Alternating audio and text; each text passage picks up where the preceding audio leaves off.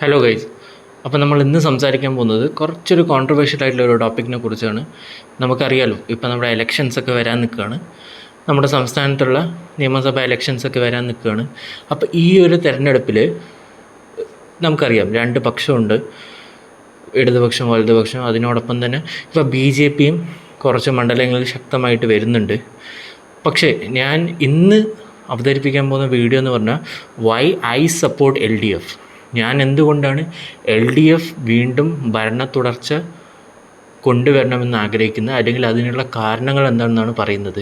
Y I don't choose UDF ഞാൻ ഒരിക്കലും തിരഞ്ഞെടുക്കില്ല. അതേപോലെ തന്നെ BJP ഞാൻ തിരഞ്ഞെടുക്കുന്നില്ല. എന്തുകൊണ്ട് ഞാൻ ഇടതുപക്ഷം അല്ലെങ്കിൽ LDF മുന്നണിയെ വീണ്ടും തുടർ ഭരണത്തിന് വേണ്ടി തിരഞ്ഞെടുക്കും എന്നതാണ് ഞാൻ പറയാൻ പോകുന്നത്. പ്രധാനമായിട്ടും 3 കാരണങ്ങളാണ്. ശ്രദ്ധിച്ച് കേൾക്കുക.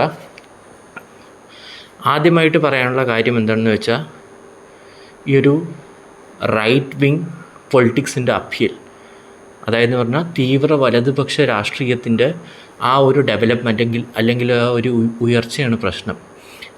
തീവ്ര വലതുപക്ഷം എന്ന് പറയുമ്പോൾ നിങ്ങൾ RSS BJP ആണ് കണക്ക് കൂട്ടുന്നതെന്ന് പറഞ്ഞാൽ അല്ല. ഞാൻ പറയുന്നത് അതിനേക്കാൾ തീവ്രമായിട്ടുള്ള, ഇതൊക്കെ വലതുപക്ഷങ്ങളാണ്. കോൺഗ്രസ് ആയാലും ഇവരെല്ലാം വലതുപക്ഷമാണ്. പക്ഷേ ഈ UDF ഭരണത്തിൽ വരികയാണെങ്കിൽ ചില തീവ്ര വലതുപക്ഷ കക്ഷികളുമായിട്ട് അവർ സഖ്യം ചേർന്നിട്ടുണ്ട് ഇപ്പോൾ, ജമാഅത്ത് ഇസ്ലാമി പോലുള്ള. അപ്പോൾ ഒരു തീവ്രപക്ഷ കക്ഷിയുടെ കൂടെ സഖ്യം ചേർന്ന് പ്രവർത്തിക്കുമ്പോൾ അവരുടെ സമ്മർദ്ദങ്ങൾക്ക് വഴങ്ങാനും അതുവഴി നിയമനിർമ്മാണം അല്ലെങ്കിൽ നിയമങ്ങൾ വരിക, അല്ലെങ്കിൽ സംസ്ഥാനത്തിൻ്റെ ബാക്കി കാര്യങ്ങൾ അതിനെ എഫക്റ്റ് ചെയ്യും, അല്ലെങ്കിൽ ആ ഒരു ഗവൺമെൻസിനെ നല്ല രീതിയിൽ എഫക്റ്റ് ചെയ്യും. തീവ്ര വലതുപക്ഷം എന്ന് ഞാൻ ഉദ്ദേശിക്കുന്നത് ജമാഅത്ത് ഇസ്ലാമി, അതുപോലെ തന്നെ ബജ്റംഗ് ദൾ. ഇപ്പം നമ്മൾ ജർമ്മനിയുടെ കാര്യം എടുക്കുകയാണ് പറഞ്ഞാൽ ഈ നിയോ നാറ്റ്സീസൊക്കെ ഇല്ലേ, അതായത് വളരെയധികം നാഷണലിസ്റ്റ് ആയിട്ടുള്ള ആൾക്കാർ. അതാണ് ഈ തീവ്ര വലതുപക്ഷം എന്ന് കൊണ്ട് ഉദ്ദേശിക്കുന്നത്. എൻ്റെ ഒരു അഭിപ്രായത്തിൽ ഈ ജമാഅത്ത് ഇസ്ലാമി ആയാലും ശരി, ബജ്റംഗ് ദൾ ആയാലും ശരി, വളരെയധികം പ്രശ്നമാണ് നമ്മുടെ ഈ ഒരു സെക്യുലർ ആയിട്ടുള്ള ഒരു സ്റ്റേറ്റിന് വേണ്ടി. അപ്പോൾ ആ ഒരു റീസൺ കാരണം I would only choose LDF വരുമ്പോൾ, അല്ലെങ്കിൽ കമ്മ്യൂണിസ്റ്റ് ലെഫ്റ്റ് ആശയം വരുമ്പോൾ, ഈ ഇടതുപക്ഷത്തിൻ്റേതായിട്ടുള്ള വാല്യൂസ് മോറൽസ് ഒന്നും അധികം ഈ ഒരു ഗവൺനൻസിലേക്ക് വരില്ല. കുറച്ചുകൂടി പ്രോഗ്രസീവ് ആയിരിക്കും, കുറച്ചുകൂടി സെക്യുലർ ആയിരിക്കും. അങ്ങനെയുള്ള കുറച്ച് ഗുണങ്ങളുണ്ട്. പക്ഷേ അതേസമയം UDF വരികയാണെന്ന് വെച്ചോ, മുസ്ലിം ലീഗ്, ജമാഅത്ത് ഇസ്ലാമി, ബാക്കി ക്രിസ്ത്യൻ സംഘടനകൾ, ഈ സംഘടന ആ സംഘടന, എല്ലാ സംഘടനകളും വരികയും ആ ഒരു റൈറ്റ് വിങ് പൊളിറ്റിക്സിന് നല്ല രീതിയിൽ പുഷ് സംഭവിക്കുകയും അത് നമ്മുടെ മൊത്തത്തിലുള്ള ഒരു സെക്യുലർ ഡെമോഗ്രാഫിന് തീരെ നല്ലതല്ല. രണ്ടാമത്തെ കാര്യം എന്ന് പറയുന്നത് ഇസ്ലാമിക് റാഡിക്കലൈസേഷനാണ്. അതായത് ഇസ്ലാമിൻ്റെ കാര്യങ്ങൾ അല്ലെങ്കിൽ മതനിയമങ്ങൾ അത് ഭരണത്തിൽ അല്ലെങ്കിൽ നിയമനിർമ്മാണത്തിൽ അല്ലെങ്കിൽ ഗവൺനൻസിലേക്ക് വരുന്ന ഒരവസ്ഥ. സ്പെസിഫിക്കായിട്ട് പറയുകയാണെങ്കിൽ UDF വരികയാണെങ്കിൽ UDF ഈ പറയുന്ന മതപരമായ കക്ഷികളുമായിട്ട് സഖ്യം ചേരുമ്പോഴുള്ള പ്രശ്നം എന്താണെന്ന് വെച്ചാൽ, സ്പെസിഫിക്കായിട്ട് പറയുകയാണെങ്കിൽ നമ്മൾ കണ്ടു ഈ മുമ്പുള്ള UDF ഗവൺമെൻറ്റിൻ്റെ കാലങ്ങളിലൊക്കെ അബ്ദുറബ്, നമ്മുടെ മുൻ വിദ്യാഭ്യാസ മന്ത്രി, വിളക്ക് കത്തിക്കില്ല എന്നുള്ള ഒരു പ്രസ്താവന, അത് തീർത്തും മതപരമായിട്ടുള്ള ഒരു പ്രസ്താവനയാണ്. മതപരമായ കാരണം മൂലമാണ് അദ്ദേഹം അത് പ്രഖ്യാപിക്കുകയും ചെയ്തത്. അതുപോലെ തന്നെ ഇപ്പോൾ ഈ LDF കഴിഞ്ഞ 5 വർഷം, ആദ്യത്തെ ഭരണമല്ല രണ്ടാമത്തെ ഭരണത്തിൽ ഒരുപാട് പുതിയ വിദ്യാഭ്യാസ നയങ്ങൾ കൊണ്ടുവരികയുണ്ടായി. അതായത് ജെൻഡർ ന്യൂട്രൽ യൂണിഫോം, അതുപോലെ തന്നെ സൂംബ ക്ലാസ്സസ്, അങ്ങനെയുള്ള പല പല കാര്യങ്ങൾ. ആ ഒരു പ്രോഗ്രസീവായിട്ടുള്ള സ്റ്റെപ്പിനെ പോലും വളരെയധികം റാഡിക്കലൈസ് ചെയ്ത് അവരുടെ വാല്യൂസ് കാരണം റാഡിക്കലൈസ് ചെയ്യാൻ ഒരുപാട് ശ്രമിക്കുകയുണ്ടായി ഈ ഒരു മതപരമായിട്ടുള്ള ഗ്രൂപ്പ്സ്. അത് അവരുടെ മോറൽ അല്ലെങ്കിൽ വാല്യൂ ആയിരിക്കാം. പക്ഷേ ഒരു പൊളിറ്റിക്കൽ പാർട്ടി അല്ലെങ്കിൽ ഒരു പ്രസ്തുതമായിട്ടുള്ള ഒരു സ്ഥലം ഭരിക്കുന്ന ഒരു പാർട്ടി അല്ലെങ്കിൽ ഒരു സഖ്യത്തിൽ ഈ ഒരു വാല്യൂസ് വരുമ്പോൾ അതൊരു റാഡിക്കലൈസേഷനായിട്ട് മാറും. വ്യക്തമായി പറയുകയാണെങ്കിൽ ഇപ്പോൾ ബജ്റംഗ് ദൾ അല്ലെങ്കിൽ തീവ്ര ഹിന്ദു വലതുപക്ഷമാണെങ്കിൽ ബീഫ് കഴിക്കാൻ പറ്റാത്ത അവസ്ഥ, അതൊരു പ്രശ്നമാണ്. അപ്പോൾ ഞാൻ ഒരു പാർട്ടിയെ മാത്രം എടുത്തു പറയല്ല. ഇപ്പോൾ ഹിന്ദു വലതുപക്ഷമാണെങ്കിൽ ഈ ഇഷ്യൂസ് വരും. തീവ്ര ഇസ്ലാമിക് ആയിട്ടുള്ള പക്ഷമാണ് പറഞ്ഞാൽ വേറെ പല ഇഷ്യൂസും വരും.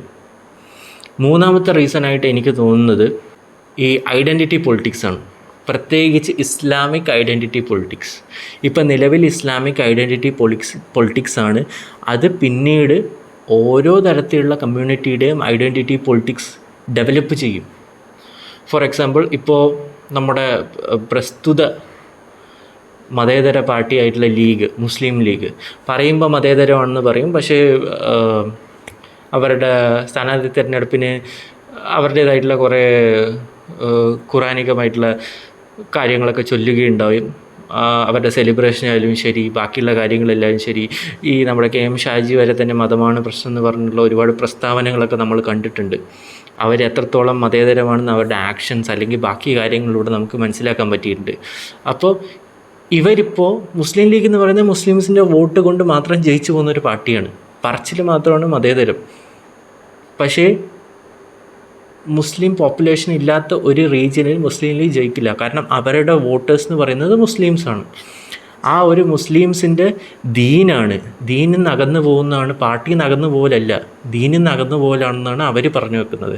അപ്പോൾ ഈ ഒരു മുസ്ലിമിൻ്റെ പാർട്ടി, മുസ്ലിമിൻ്റെ ഭരണം, മുസ്ലിമിൻ്റെ നിയമം, ഈ ഒരു ഐഡൻറ്റിറ്റി പൊളിറ്റിക്സ് ഇപ്പോൾ മുസ്ലിം ലീഗ് വഴി നടത്തുന്നുണ്ടെങ്കിൽ ഹിന്ദുസ് ഇപ്പോൾ നമ്മൾ കേന്ദ്രത്തിൻ്റെ കാര്യം പറയുകയാണെങ്കിൽ ഇപ്പോൾ അതേപോലെ തന്നെ ഹിന്ദുസ് ഇപ്പോൾ BJP RSSൻ്റെ കാര്യം അത് തന്നെയാണ്. ഇനി അത് ക്രിസ്ത്യൻ കമ്മ്യൂണിറ്റിയിലേക്ക് വരാം. ബാക്കി നായർ, ഈഴവ സൊസൈറ്റീസ് ഇല്ലേ, ബാക്കിയുള്ള കമ്മ്യൂണിറ്റീസ്, ചെറിയ ചെറിയ ജാതി കമ്മ്യൂണിറ്റീസ്, അവരും ഈ കാര്യങ്ങളൊക്കെ പിന്നെയും രാഷ്ട്രീയപരമായിട്ട് ഐഡൻറ്റിറ്റി പൊളിറ്റിക്സ് സ്റ്റാർട്ട് ചെയ്യാൻ തുടങ്ങും. അപ്പോൾ ഇത് നമ്മുടെ ഒരു സെക്യുലർ ഫാബ്രിക് എന്ന് പറയും, അതിന് തീരെ ഗുണം ചെയ്യുന്ന ഒന്നുമല്ല. പിന്നീടും ഡിവിഷൻ, പിന്നീടും കാറ്റഗറൈസേഷൻ, അങ്ങനെയുള്ള ഒരുപാട് പ്രശ്നങ്ങൾ ഉണ്ടാക്കും. ഈ ഒരു കമ്മ്യൂണലിസത്തിലേക്ക് അവസാനം കൊണ്ടെത്തിക്കും ഈ പല പല കാര്യങ്ങളും.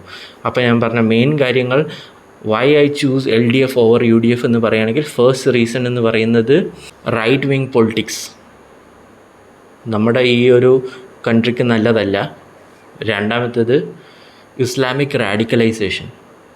മൂന്നാമത്തേത് ഐഡൻറ്റിറ്റി പൊളിറ്റിക്സ്. ഈ 3 കാരണം മൂലമാണ് ഞാൻ LDFനെ ചൂസ് ചെയ്യുള്ളൂ.